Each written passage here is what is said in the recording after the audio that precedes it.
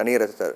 Sir நம்ம தொடர்ந்து பேசலாம் சார். இப்போது 2 மாநிலங்கள் பாஜகவுக்கு அதிர்ச்சி கொடுத்த ஒரு ஸ்டேட் அப்படின்னா உத்தரப்பிரதேசம் சொல்லலாம். அங்கே கணிக்கவே இல்லை. பாஜகவுக்கு மிகப்பெரிய ஒரு அதிர்ச்சின்னு சொல்லலாம். பாஜகவுடைய ஒரு ஹார்ட் உத்தரப்பிரதேசம் அப்படின்னு சொல்லப்பட்ட நிலையில் அங்கே பாஜகவுக்கு மிகப்பெரிய அடி விழுந்திருக்கு.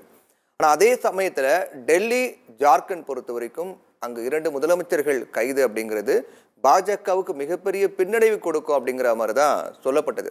ஆனால் தேர்தல் முடிவுகள் அப்படி இல்லை, அது பாஜகவுக்கு அனுகூலமாக தான் அமைந்திருக்குங்கிற மாதிரி தான் காட்டுது. இது எப்படி எடுத்துக்கலாம் சார் இதை?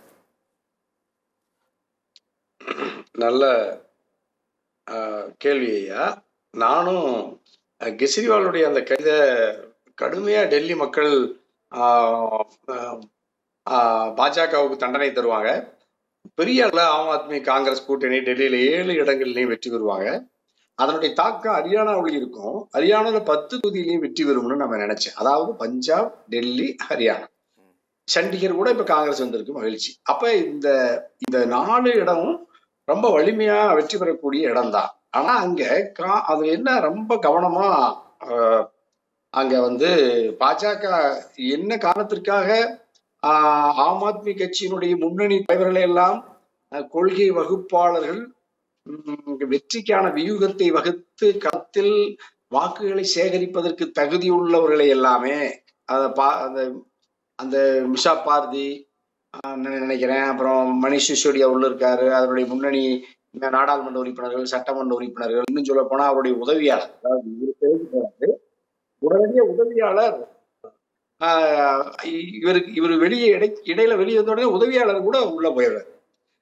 அவரு ஒரு எம்பியை தாக்குனாங்க. அந்த எம்பி யாருன்னு பாத்தீங்கன்னா ஆம் ஆத்மி எம்பி. அந்த கட்சி எப்படி இருக்குன்னு பாருங்க. ஒரு தேர்தல் நடக்குது, இவர் ஏற்கனவே ஒரு எம்பியா இருக்கிறாரு. அந்த அம்மா தன்னுடைய கட்சி எம்பி தன்னுடைய கட்சி தலைவர் உதவியாளர் மேல போய் காவல் நிலையத்துல புகார் கொடுக்குது.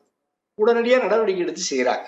அப்ப அது என்ன கட்சி? இப்ப இவங்கெல்லாம் என்ன படிச்சவங்கிறாங்க? இவங்கெல்லாம் இப்ப IRS படிச்சு பூராமே கல்வி அறிவுள்ள மாடர்ன் ட்ரெஸ், அதாவது நவீன நாகரிக உடையணிந்து அடுக்குமாடி குடியிருப்புகள்ல அடிச்சுக்கிட்டு எல்லாருமே ஐபோன், ஆண்ட்ராய்டு போன் வச்சிருக்கிறவன் இவ்வளவு கேவலமா நடந்துக்கிறேன். ஒரு பெரிய சித்தாந்த போர் நடக்குது. அரசியல் ஒரு ஒரு ஒரு ஒரு பாசிச சர்வாதிகாரம், தன்னுடைய கட்சியை அழிக்க வந்த ஒரு கட்சியை தோற்கடிக்கணுங்கிற எண்ணமெல்லாம் அந்த எம்பிக்கு இல்லை. நான் வீட்டுக்கு போனேன், அவர் வெளியே போயிட்டு சொல்லிட்டாருன்னு போவாரு, அதுக்கு உடனே கைது, நடவடிக்கை. அப்ப நீங்க எல்லா குடும்பத்தில் இருக்கிறவர்களையும் கட்சியில் இருக்கிற முன்னணி நிர்வாகிகளை எல்லாம் சிறைப்படுத்தியாச்சு. அந்த கட்சிக்கு ஒன்றும் பெரிய நீண்டகால ஆயுள் இல்லை, அது சின்ன கட்சி, இப்பதான் புதுசா கட்சியில் சேர்றாங்க. அப்ப அவங்க கைது, சிறை, தலைவனுக்கே முதலமைச்சரே இந்த நிலைமைனா அவன் தெரிச்சு ஓடிடுறான். அப்ப அந்த கட்சியை பாஜக அப்படித்தான் பண்ணும். பாஜக அதுல தொடர்ந்து காலங்காலமா வெற்றி பெற்று வந்தது.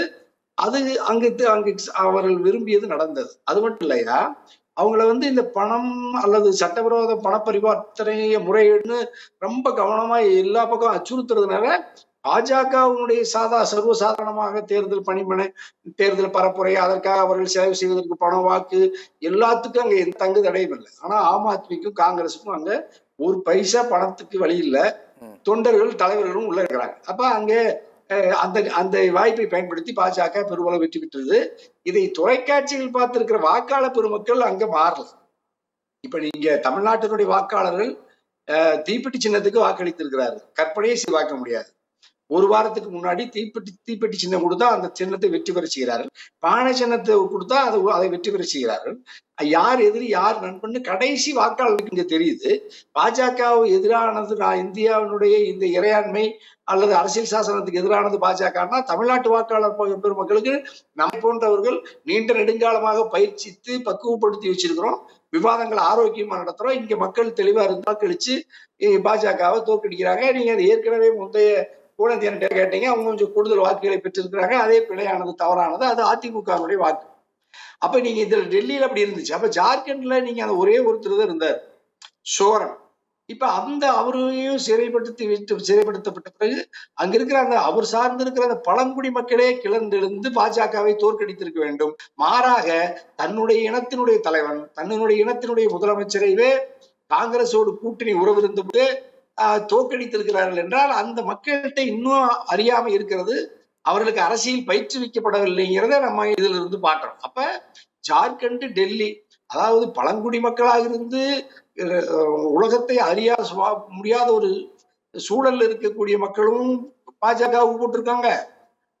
உலகம் இந்தியாவுடைய 140 கோடி மக்களுக்கும் கேபிட்டல் தலைநகரமா இருக்கிற டெல்லி பூரா படிச்ச முறை குவிந்து இருக்கிற டெல்லியில பாஜகவுக்கு மொத்த வாக்குகளையும் தந்து 7 தொகுதியில் ஜெயிக்க வைக்கிறான்னா இந்த டெல்லியில் இருக்கிறவனா எப்படி இந்த ஜனநாயகத்தை நுகர்ச்சியும் காங்கிரஸ் கட்சியினுடைய எப்படி அதனுடைய தேவை அல்லது அதனுடைய அவசியம் குறித்து அங்க டெல்லியில ஏதாவது இயக்கம் நடத்துறாங்களானே தெரியல.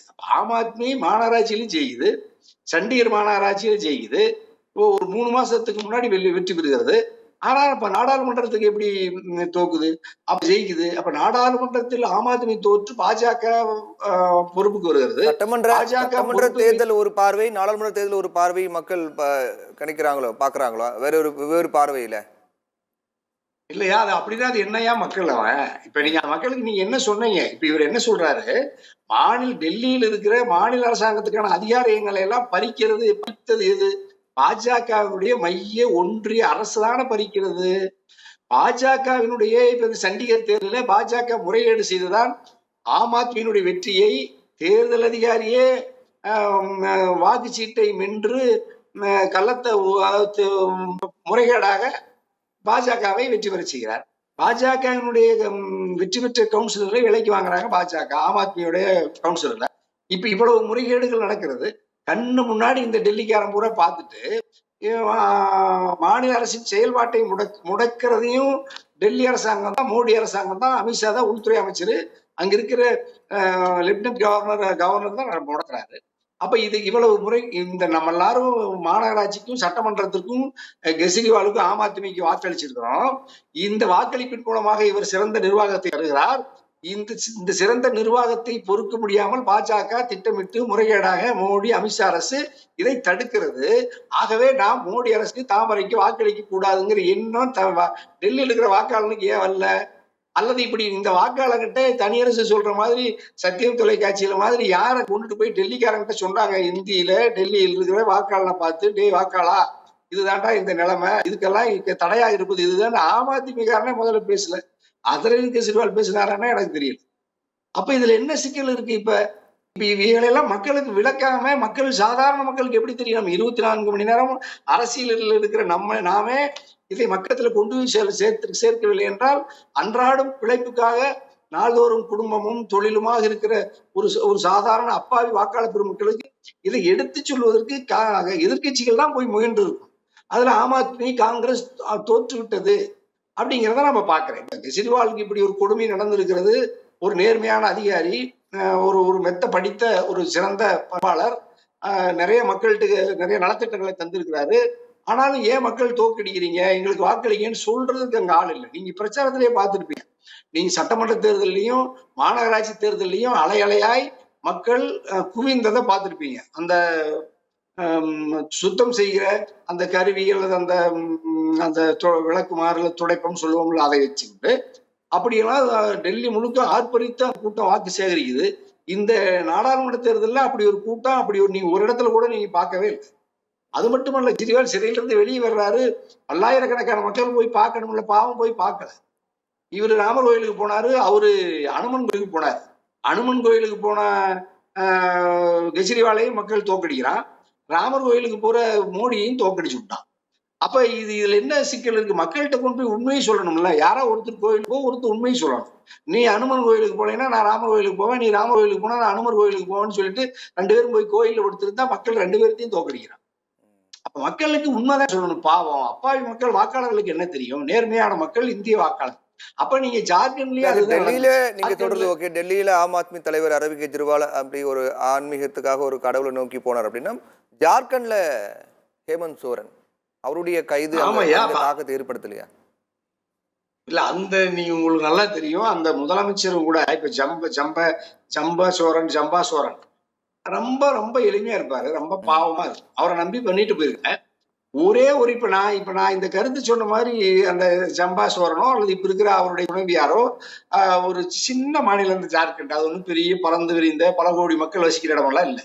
அந்த ஜார்க்கண்ட்ல இவர் போய் பாஜகவினுடைய மோடியினுடைய இந்த திட்டத்தால் ஜார்க்கண்ட் மக்கள் இப்படி பாதிக்கப்படுறோம், பழங்குடி மக்களாகி நாம் பாதிக்கப்படுறோம். இது இந்த சிவசோரன் அல்லது அவருடைய அந்த ஜார்க்கண்ட் முக்தி மோர்ச்சாவுடைய நிறுவன தலைவர் அந்த பெரியவர் நல்ல மனுஷன் தாடியெல்லாம் வச்சு பாவம் ரொம்ப நாள் இருந்தாரு. அதெல்லாம் காங்கிரஸ் காலத்துல அப்புறம் பாஜக காலத்துல கடுமையான நெருக்கடிகள்லாம் ஆளாக்குனாங்க, சிறைப்படுத்தினாங்க, வழக்கு போட்டாங்க. அப்படி ஏழைகள் அரசியலுக்கு வருவது வந்து அவர்கள் ஓரளவு தலை நிமிருகிற பொழுது அவர்கள் மீது ஊழல் குற்றச்சாட்டுகளை சொல்லி உடனே சிறைப்படுத்துவாங்க. அது பழங்குடி இனத்தை சார்ந்த சிம்பு சோரன், ஜம்பு சோரன், அப்புறம் இப்ப சிபு சோரன், அல்லது இப்ப அவரா இருந்தாலும், அதே மாதிரி நீங்க லல்லு பிரசாத் யாதவா இருந்தாலும், இவங்கெல்லாம் வந்து ஒரு பிற்படுத்தப்பட்ட அல்லது பட்டியல் சமூகத்திலிருந்து யாராவது ஒருத்தர் அரசியல்ல வந்தா அவர் ஒரு வீடு கட்டிட்டாரு, அவருடைய விலை உயர்ந்த கார் வாங்கிட்டாரு, அவர் முறைகேடா பணம் சம்பாதிச்சிட்டாருன்னு ஒரு வழக்க அவங்க வகைராவிலேயே அந்த சமூகத்துல இருந்தே ஒருத்தன் புகார் கொடுப்பான். இந்த மேல இருக்கிற காலங்காலமா இருக்கிற மேட்டுக்குடி மக்கள் அதிகாரத்தை சுவைத்து பணம் வாய்ப்பு வசதிகளோடு இருப்பவர்கள் இந்த மாதிரியான வாய்ப்பு கிடைக்கிற பொழுது இவருடைய வளர்ச்சியை தடுப்பது இயற்கை. அப்படித்தான் லல்லு பிரசாத் குடும்பத்துக்கு ஒழிச்சாங்க. ராஷ்டிரிய ஜனதாதளத்தை ஒழிச்சு இன்னைக்கு பீகார்ல சமூக நீதி, இடஒதுக்கீடு அந்த கருத்து இல்லாம பட்டு அங்க இந்துத்துவம் வளர்கிறது. அதே மாதிரிதான் ஜார்க்கண்ட்ல நீங்க நடந்திருக்கு.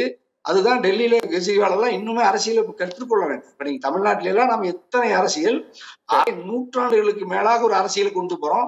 இங்கேயே வந்து மோடி அவ்வளவு இலகுவாக இங்க வந்து 2 நாள் 3 நாள் தேர்தல் பரப்புரை நடக்குது, அடுத்த நாள் வாக்கு பதிவு நடக்குது.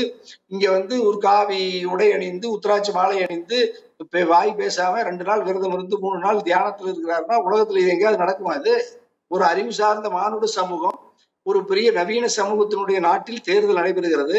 தேர்தலில் இருக்கிற பிரதமர் வாக்கு சேகரிப்பவர். ஆலயங்களிலே போய் தியானம் இருந்தாலே மக்கள் ஓட்டு போட்டுருவாங்க. வீடு வீடா போய் ஓட்டு கேட்க வேண்டாம், பிரஸ் மீட் செய்ய வேண்டாம், வளர்ச்சி திட்டங்களை தர வேண்டாம். உத்திராட்ச கொட்டை, சந்தனம், குங்குமம், விபூதி, காவி உடை போதும். மக்கள் பாக்குறான், கேமராவில் லைவ்ல பாக்குறான், ஓட்டு மோடிக்கு போட்டுருவான்னு நம்புறாங்கன்னா அது என்னது? இது அரசியல் அல்லது இதை போய் நாட்டு மக்கள்கிட்ட விளக்குறது யாரு? இங்க சோத்துக்கு ஏழைக்கு சோற்றுக்கு ஏதாவது வாய்ப்பு இருக்கா? வேலை வாய்ப்பு இருக்கா? அன்றாடி எத்தனை சட்டம் ஒழுங்கு கெடுது, எவ்வளவு பேர் விபத்துல சாகுறாங்க, மதுபான இதுல எத்தனை இயற்கை வளங்கள் சுரண்டப்படுகிறது, மக்கள் அமைதியாம கிடக்குறாங்க.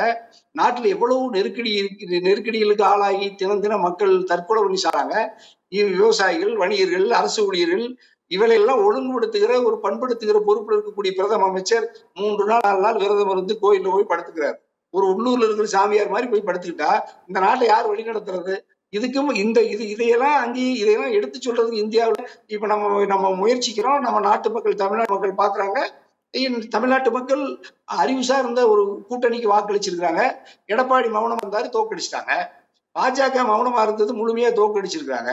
வாக்கு சதவீதம் உயர்ந்து இருக்கிறது, அதைவே கட்டுப்படுத்தணும். அதுக்கே திமுக தவறி இருக்கிறது, அந்த கூட்டணியில் இருக்கிறவர் தவறி இருக்கிறாரு. அது இவைகளெல்லாம் நம்ம வந்து இந்தியா முழுக்க இந்த பரப்புரையை கொண்டு போகணும். ஒரு அறிவு சார்ந்த நவீன அரசியல் சமூகத்தை இந்திய வாக்காளர்களிடத்தில் கொண்டு வந்து சேர்ப்பதற்கு எதிர்கட்சிகள், குறிப்பா இந்திய கூட்டணி இன்னும் கூடுதலாக முயற்சிக்க வேண்டும் என்பது இந்த தேர்தல் முடிவின் மூலமாக காட்டுகிறது. நன்றி தனியரசு சார், நேரில் வந்து உங்களுடைய கருத்துக்களை பதிவு பண்ணதுக்கு மிக்க நன்றி. வாக்கு எண்ணிக்கை இறுதி கட்டத்தை நெருங்கி இருக்கின்றது. இன்னும் நேரம் செல்ல செல்ல வெற்றி நிலவரம் முழுமையாக தெரிய வரும். நாளைய தினத்தில் இந்தியா கூட்டணி ஆலோசனை மேற்கொள்ள இருக்கிறார்கள். அந்த கூட்டத்தில் என்னென்ன முடிவுகள் எடுக்கப்பட இருக்கிறது, மத்தியில் ஆட்சி அமைக்கப் போவது யார், ஏதேனும் அதிரடி மாற்றம் ஏற்படுமா என்பதை நாம் பொறுத்திருந்து பார்க்கலாம்.